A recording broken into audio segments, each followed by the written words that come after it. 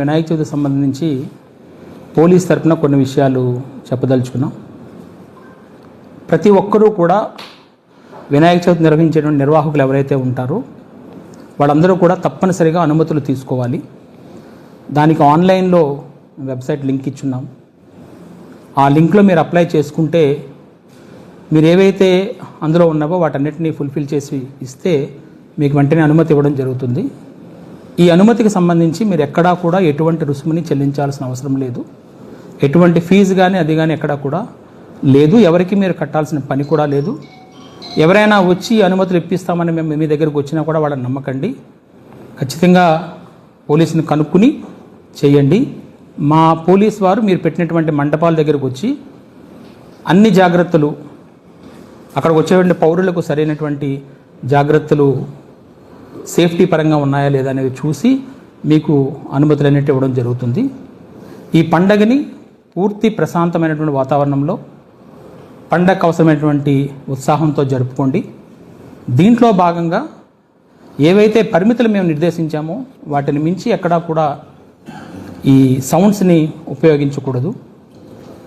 అలాగే ఎటువంటి అశ్లీలత కానీ వాటికి కానీ తావిచ్చే విధంగా ఎటువంటి ప్రోగ్రామ్స్ నిర్వహించకూడదు.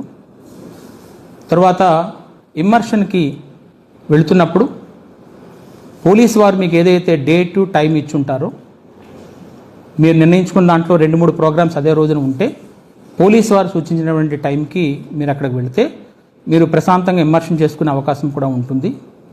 ఇమ్మర్షన్కి వెళ్తున్నప్పుడు పిల్లల్ని కానీ వారిని కానీ మీతో పాటు తీసుకువెళ్ళకండి. మద్యం సేవించి ఎట్టి పరిస్థితుల్లో కూడా ఇమ్మర్షన్ దాంట్లో పార్టిసిపేట్ చేయకూడదు. అలాగే వాటర్ బాడీస్ దగ్గరికి వెళ్ళకూడదు. అక్కడ ఎవరినైతే మేము టీమ్స్ పెట్టున్నామో డిఫరెంట్ డిపార్ట్మెంట్స్తో టీమ్స్ పెట్టుంటామో వాళ్ళ అనుమతితో వాళ్ళు నిర్దేశించిన ప్రదేశం వరకే వెళ్ళి మీరు నిమజ్జనం చేసుకోవాలి.